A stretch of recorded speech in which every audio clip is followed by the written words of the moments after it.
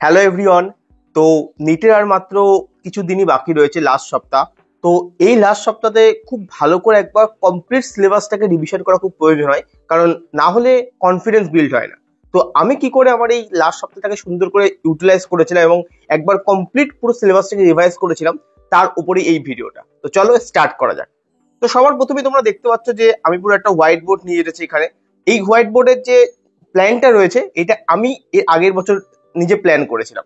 তো কি করে আমি প্রোফাইলটাকে রিভিশন করেছিলাম, তো তোমরা যদি দেখতে পারো যে এখন তোমাদের মোটামুটি সানডে থেকে, যদি এই ভিডিওটা যারা দেখছো আজকে খুব তাড়াতাড়ি দেখছো, তারাও যেমন সানডেটাকে কভার করতে পারবে, যারা একটু লেটে দেখছো সানডেতে বিকেলের দিকে দেখছো, তারাও কমপ্লিটলি কভার করতে পারবে, ঠিক আছে? কারণ সানডেটা আমি একটু অল্প রেখেছি। তো সানডে, মন্ডে, টুয়েসডে, ওয়েডনেসডে এবং থার্সডে, এই থার্সডের মধ্যেই আমি টোটাল সিলেবাসটাকে একবার কমপ্লিটলি রিভাইজ করিয়ে দেবো তোমাদেরকে। এবং ফ্রাইডেতে তোমরা এনসিইআরটিটাকে একবার টোটালি পড়বে বায়োলজির ক্ষেত্রে। আর স্যাটারডেটা অবশ্যই চিল মারবে, স্যাটারডেতে কোনো এক্সট্রা হেডেক নেওয়ার দরকার নেই, নর্মাল কিছু ফর্মুলা এবং ডাটা সেগুলো রিভাইজ করতে হবে। তো দেখো আমি সানডেতে কিরম ভাবে বলেছি তোমাদেরকে রিভাইজ করার জন্য। তো ফিজিক্সের দেখো এখানে তোমাদের kinematics, laws of motion, unit and dimension এবং বেসিক ম্যাথ, এই মোটামুটি 4 থেকে 5খানা চ্যাপ্টার এবং খুবই ওয়েটেজ। তোমরা যদি দেখো কাইনেটিক্স থেকে 2 থেকে 3টে কোশ্চেন মিনিমাম আসবে, লস অফ মোশন থেকে 2 থেকে 3টে কোশ্চেন, এবং ইউনিট অ্যান্ড ডাইমেনশন থেকে তো প্রত্যেকটা বারই মানে 4 থেকে 5টা কোশ্চেন তোমরা এক্সপেক্ট করতে পারো, কারণ ডিরেক্ট কোশ্চেন একটা দুটো আসবে এবং তুমি ব্যাকওয়ার্ড ক্যালকুলেশন করে একটা দুটো কোশ্চেন এক্সট্রা সলভ করতে পারো ইউনিট অ্যান্ড ডাইমেনশন লাগিয়ে, ঠিক আছে? তো খুবই ইম্পর্টেন্ট, এবং এই 4টে চ্যাপ্টার থেকে মোটামুটি ধরে রাখো তোমার 10টার উপর কোশ্চেন আসতে পারে পরীক্ষাতে।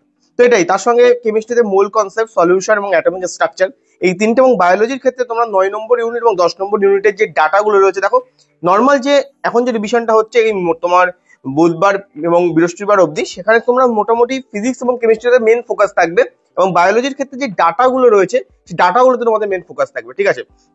কারণ তারপরে আমি একটা পুরো সেপারেট দিন দেবো, যেখানে তোমাদের পুরো সারাদিনে এনসিইআরটি 11 এবং এনসিইআরটি 12 এর বায়োলজিটা টোটালি রিভিশন করতে পারবে।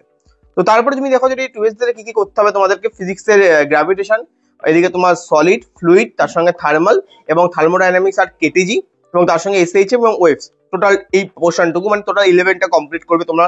তার সঙ্গে কেমিস্ট্রিতে redox, electrochemistry, periodic table, IUPAC, isomerism এবং ডিএন এ ব্লক, ঠিক আছে?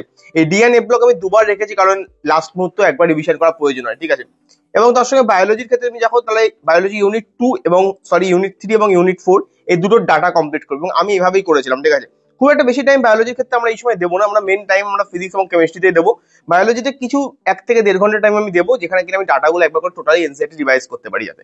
এবং তার সঙ্গে অবশ্যই প্রতিটা দিনে 1 ঘন্টা তোমরা মিস্টেক বুকের ওপর টাইম দেবে। তখন প্রত্যেকদিন লিখে রেখেছিলাম দুপুরবেলাতে আমি 1 ঘন্টা করে মিস্টেক বুক, যেটা আমি মানে বানিয়েছিলাম, বা যে ধরনের কোশ্চেন সলভ করার সময় বা এক্সাম যখন টেস্ট দিতাম যে কোশ্চেন গুলো ভুল হতো, সেগুলো আমি যেমন মার্ক করে রাখতাম এবং কেন ভুল হতো সেগুলো লিখতাম। তো সেইগুলো 1 ঘন্টা প্রতিদিন 2 থেকে 3টে পেপার নিয়ে সেটাকে অ্যানালিসিস করতাম অবশ্যই। ঠিক তেমনি তুমি যদি দেখো ওয়েডনেসডে তুমি কি কি করবে।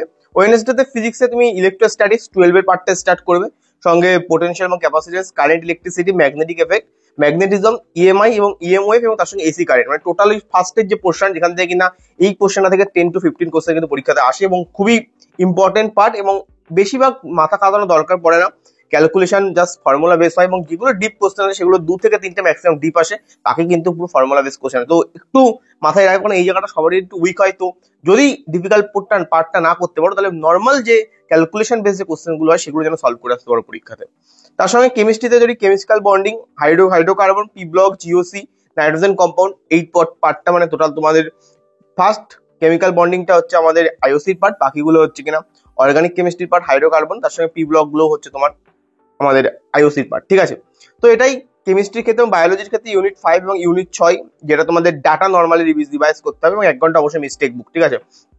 ঠিক তেমনি হচ্ছে তোমাদের থার্সডে তুমি যদি দেখো, তুমি দেখতে পাবে ফিজিক্সের ক্ষেত্রে রে অপটিক্স, অপটিক্যাল, এদিকে অপটিক্যাল ইনস্ট্রুমেন্ট, সঙ্গে ওয়েভ অপটিক্স, সঙ্গে ফটো পিরিয়ডিজম এবং ডুয়েল নেচার, যেটা মডার্ন ফিজিক্সের যে 4টে চ্যাপ্টার রয়েছে, অ্যাটমস, নিউক্লিয়াই এবং সেমিকন্ডাক্টর, ঠিক আছে?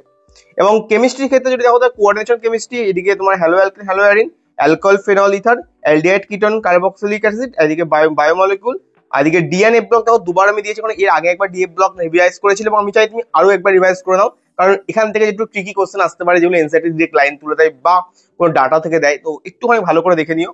আর সল্ট অ্যানালিসিস যদি কেউ না পড়ে থাকো, তাহলে জাস্ট নর্মাল আমি একটা টেলিগ্রামে শেয়ার করেছি, ওইটা একবার দেখে নিতে পারো, ওখান থেকে একটা কোশ্চেন প্রায় চলে আসতে পারে। তা নয়তো উপরে উপরে যদি কেউ ডেপথে না যাও, সামান্য যে কোশ্চেন গুলো ইম্পর্টেন্ট সেগুলো নিশ্চয়ই তোমার প্র্যাকটিস করেছো, 40 থেকে 50টা কোশ্চেন, সেটা একবার দেখে নিতে পারো, ঠিক আছে? বায়োলজির ক্ষেত্রে ইউনিট 7 এবং ইউনিট 8 এর ডাটাগুলো দেখা খুব দরকার, ঠিক আছে। এইভাবে টোটাল তুমি যদি দেখো যে তোমার থার্সডের মধ্যে পুরো টোটাল সিলেবাসটা তুমি রিভাইজ করে নিতে পারবে। এবং তারপরে যে ফ্রাইডেটা যে তোমরা পাবে সেখানে মর্নিং এর 6 আওয়ার তুমি এনসিইআরটি ক্লাস 11 কে রিভাইজ করবে এবং ইভিনিং এর 6 আওয়ার তুমি এনসিইআরটি ক্লাস 12 কে রিভাইজ করবে, ঠিক আছে।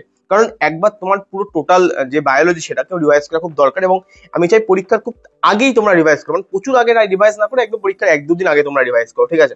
এবং তারপরে যে আরো 1 ঘন্টা টাইম তোমরা এই ফ্রাইডেতেই দেবে, সেটা কিনা নতুন নতুন যে সমস্ত টপিক গুলো রয়েছে সেই নিউ টপিকস গুলো থেকে যে কোশ্চেন গুলো আসতে পারে, দেখো খুব কম কোশ্চেনই আসে নিউ টপিক্স থেকে, ঠিক আছে। বাট 1-2 কোশ্চেন তো আসতে পারে, সেগুলো একবার একবার ঝালিয়ে নেওয়ার জন্য।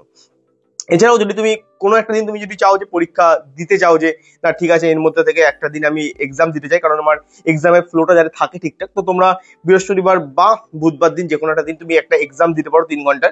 আমি ভেবেছিলাম দেবো, বাট আমি আর লাস্ট মুহূর্তে আর লাস্ট উইক আর কোনো রকম এক্সাম দিইনি, কারণ লাস্ট আমি মনে হয় যে লাস্ট যে সানডে ছিল সেটাতে আমি অ্যালাইনে এক্সাম দিয়েছিলাম, 624 না সামথিং পেয়েছিলাম। তো তাই জন্য আমি ভেবেছি আর যেহেতু 600 ক্রস করে গেছিল তো আর এক্সাম দেবো না, বেকার যদি নাম্বার কম পেয়ে যাই। তো এইভাবে আর এক্সাম দিইনি। তো তোমরাও তোমাদের মতো করে দেখতে পারো, যদি কারোর ইচ্ছা হয় তো দিতে পারো, না চাইলে নাও দিতে পারো, কারণ লাস্ট উইকে অনেকে এক্সাম দেয় না বেকার স্ট্রেসের জন্য, কারণ যে মিস্টেক গুলো হবে সেগুলো আমার অ্যানালিসিস করতে অনেকটাই টাইম লেগে যাবে, তো ওই জন্য অনেকে কভার করে না, দেয় না। আর স্যাটারডে তুমি কি করবে, একদম চিল মারবে। আমি অবশ্যই পরে ভিডিও করে দেবো যে পরীক্ষার আগের দিন রাতে কি করতে তার উপর। তো আমি যেটা বলবো যে যত ইকুয়েশন গুলো আছে ফিজিক্স এবং কেমিস্ট্রি, নিশ্চয়ই তোমরা ইকুয়েশন শিট বা তোমাদের শর্ট নোট গুলো বানিয়ে রেখেছো, তো সেই ইকুয়েশন শিট গুলো থেকে পুরো আস্তে আস্তে আস্তে আস্তে রিভাইজ করবে এবং চেষ্টা করবে রিকল করার। যদি নাও মনে পড়ে তাও টেনশন নেবে না, অনেক সময় পরীক্ষার আগে হড়বড় করে মনে পড়ে না, বাট এক্সামে গিয়ে তোমাদের মনে চলে আসবে। আমি তোমাদের বলছি, যদি তোমরা ভালো করে সারা বছর পড়ে থাকো এবং ভালো করে রিভাইজ করে থাকো, এক্সামে সবকিছু মনে পড়বে, কোনো টেনশন নেবে না, ঠিক আছে। আর অবশ্যই বায়োলজির ক্ষেত্রেও তোমরা প্রত্যেকটা ডাটাগুলোকে একবার, যে এনসিইআরটি টেবিল গুলো থাকে, যে ফ্লোচার্ট গুলো থাকে, যে ডায়াগ্রাম গুলো থাকে, সেগুলোর পয়েন্টিং গুলো ভালো করে দেখে নেবে। কখনো কখনো 1-2 পয়েন্টিং তুলেও কোশ্চেন আসতে পারে, তো ভালো করে এইসব জায়গাগুলোকে একটু দেখে নেবে, ঠিক আছে। আর তারপরেই দেখো আমার বেলায় 5 তারিখ যেহেতু আমার এক্সাম ছিল, তো আমি লিখে রেখেছিলাম 5 তারিখ এক্সামে ডক্টর সঞ্জিত দাসের হ্যাপি বার্থডে হচ্ছে। তো তোমরাও তোমাদের এরকম ভাবে লিখতে পারো, তোমাদের 4 তারিখ এক্সাম হচ্ছে, তো 4 তারিখ তোমাদের হ্যাপি বার্থডে হচ্ছে, ঠিক আছে। তো এইভাবেই চলো।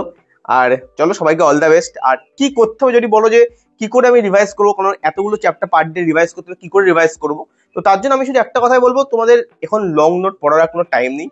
যা শর্ট নোট বানিয়েছো বা শর্ট নোট যদি কেউ না বানিয়ে থাকো, নিশ্চয়ই যে মেন যে নোট ছিল সেখানে হাইলাইট করে রেখেছো ইম্পর্টেন্ট পয়েন্ট গুলো, সেইগুলোই জাস্ট রিভাইজ করতে হবে, ঠিক আছে। এবং এই যে একটা চ্যাপ্টার তোমার মোটামুটি আধা ঘন্টা বা 40 মিনিটের মধ্যে তোমাদের রিভাইজ করতে হবে। নর্মাল জাস্ট পেজ উল্টাও, যে ফর্মুলা গুলো রয়েছে সেগুলো রিভাইজ করো, কেন এসেছে, যদি কোনো রকম দেখো যে এই জায়গা থেকে কোশ্চেন আসতে পারে কোনো ডাটাবেস, বা এই জায়গা থেকে কোনো স্টেটমেন্ট আসতে পারে, তো সেইগুলো দেখো তোমরা নিশ্চয়ই এতদিন ধরে 2-3 বার তো রিভাইজ করেই ফেলেছো, তো সেগুলো হাইলাইট করা আছে, তো হয়ে যাবে রিভিশন। অনেক সময় মনে হয় যে এত সিলেবাস কি করে এত তাড়াতাড়ি রিভাইজ করবো, বাট বসো রিভাইজ করতে, দেখবে নিশ্চয়ই হয়ে যাবে।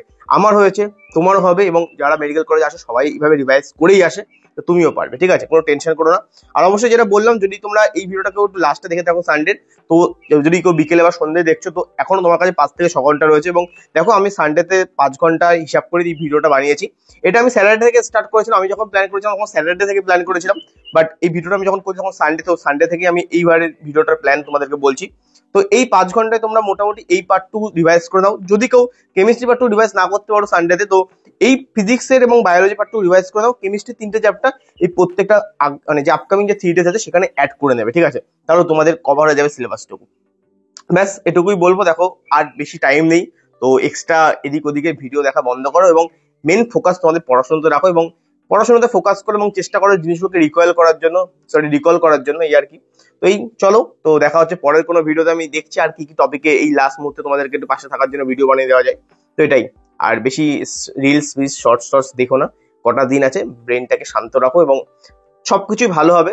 ঠিকঠাক করে পড়ো এবং চলো, অল দ্য বেস্ট। দেখা হচ্ছে পরে কোনো ভিডিওতে। বাই।